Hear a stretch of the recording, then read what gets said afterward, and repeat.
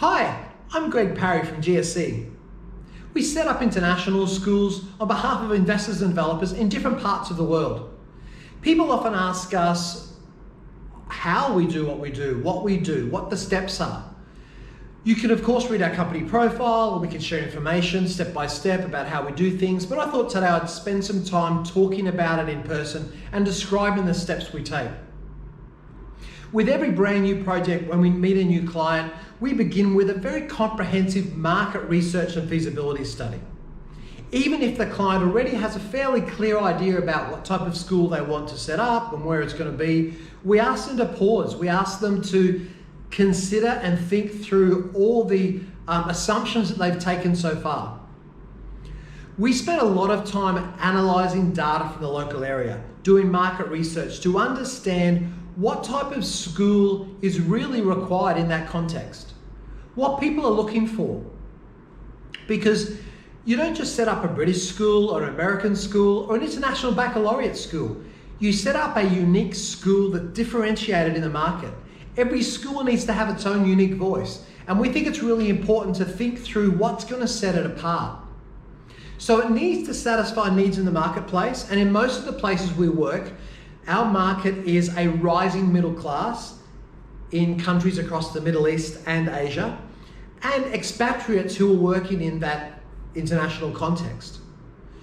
So we think through what's the product of an education system going to be in that context. Where will the children go? What are the skills that they're going to need? So will the school focus on critical thinking? Will it focus on service leadership and being international minded and developing the whole person? Will it focus on science and technology? Or will it focus on all of those things? It's really important to take a pause and understand what the true vision and mission is. And I don't mean just for marketing sense, but I mean in terms of planning, because these types of things influence the facility, the design, the types of staff you'll employ, of course the marketing strategies, and that endpoint. Where will the children go when they finish that education pathway? We spend a lot of time understanding the competition, the other schools in the local area. We find out what types of vision and mission they have, and whether that's been successful or not, whether it's clear. What does the community say about those schools? What types of facilities do they have? Do they have swimming pools, gymnasiums? What quality are they? What do parents think about those facilities? What's most important to them? We think it's really important to understand the business model that's going to be successful for that school. Now, I'm an educator who moved into the business sector. I'm passionate about children and student outcomes and student achievement and helping children become globally minded. But without money, there is no mission. And without mission, there is no money. It's important that we balance up those educational priorities with the business priorities as well. And some people think that those two paradigms are not aligned. That's not necessarily true. The outcomes of a great educational model are children who are successful in a global world. They are very successful with school with service leadership. They're very good at influencing other people in positive ways. They're well-rounded individuals. And they also get good grades, because at the end of the day, you need to get good academic grades to take the next step in your education pathway. But in addition to that, the business model also needs to be balanced. The business model needs to be successful, and it needs to be planned strategically and be sustainable. We also spend a lot of time creating a 10-year financial plan so that the client, the owner, the developer knows what the next 10 years will look like. Of course, we need to figure out what's it going to cost to construct the school, to build the school. What's it going to cost initially? What's the capital outlay to start the school and launch it? But what's the financial pathway going to look like between now and when the school is financially successful? What are the next 3 years, 5 years, 7 years, and 10 years going to look like? We make sure there's no secret about that, because there's nothing worse than getting partway along that plan and the business owner saying, wow, this is not on track, I'm not comfortable with the way things are going. And they might want to cut costs in the wrong places. Or what about the educational leader who says, hey, I thought we'd be able to buy these educational resources, they're not available to me right now.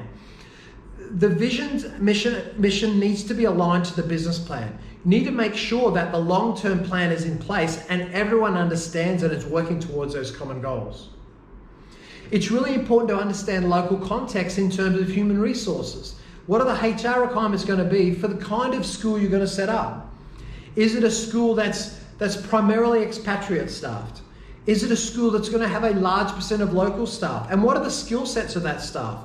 What are they going to need? What exists in that area? If you're working in a developing country, how easy is it going to be to access those staff and also develop and train them going forward? Also, what are the marketing strategies that are going to be important and successful in that context? Because marketing in China versus America versus Malaysia versus Vietnam are going to be very, very different. Part of these things are cultural, but also it relates to the school business model. So not only do you have to create a very clear voice, vision for the school, something that's unique, something that's attractive, something that's going to satisfy people's needs, but you're going to need to think about how are you going to communicate that? How are you going to get that message across to others? In many places, it's Facebook. In some places, it's television. In many places, it's offline advertising. So the strategies going forward need to be planned as well because they have a cost factor attached to it, and it's going to influence in many ways how you're going to put together the vision and mission of the school. What you're going to communicate is going to somehow connect to how you communicate it. So that's really important to think through. I'm just looking through a current market research feasibility study and business plan we created for a client here in Vietnam. And it's comprehensive and it covers so many areas that you may not even consider.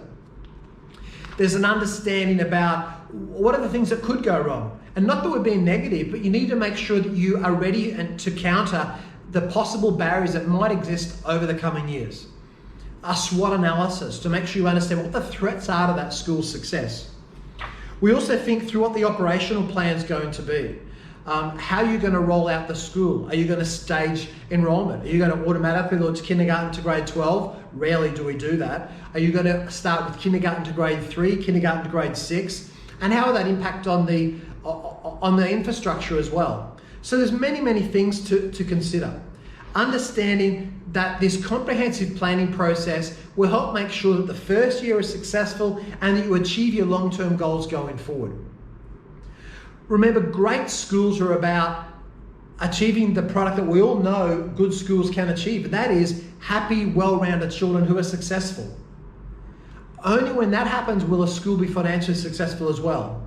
Too often we've seen business people that don't understand the education paradigm not achieving their goals. Maybe in the first year they achieve 100 students, 200 students in the second year, but they quickly hit a glass ceiling or a plateau. We want to make sure that the business and education paradigm is aligned and that the school plan is strategic so that it moves forward at a sensible pace and it's successful long term. So even if a client already has fairly fixed ideas about what kind of school they want to set up, what it's going to look like, the tuition, price point, all those types of things, we always ask them to pause. Let's do a comprehensive study first and make sure that our assumptions are checked and justified. GSC is very serious about running successful schools, and this is the very important first step before we move on to the next area of design and setting up the school. Contact me if you want to know more about it. We certainly love to help you.